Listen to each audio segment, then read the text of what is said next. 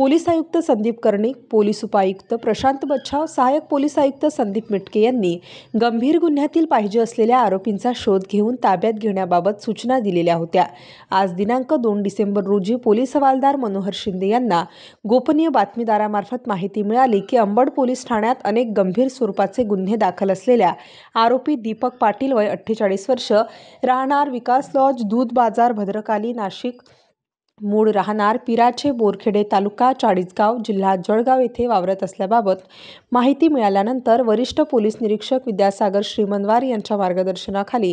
सहाय्यक पोलीस निरीक्षक समाधान हिरे, पोलीस उपनिरीक्षक यशवंत बेंडकुळी, पोलीस हवालदार सुनील आहेर, मनोहर शिंदे, प्रकाश महाजन, महेश खांडबहाले, तेजस मते यांनी संशयित आरोपी पाटील याला पाठलाग करून ताब्यात घेतले असता पुढील गुन्ह्यातील तपासासाठी अंबड पोलीस स्टेशनच्या ताब्यात दिले आहे।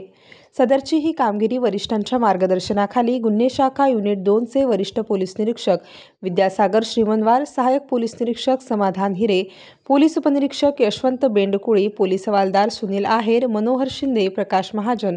महेश खांडबहाले, तेजस मते यांनी केलेली आहे। स्टार न्यूजसाठी सिद्धार्थ लोखंडे, नाशिक।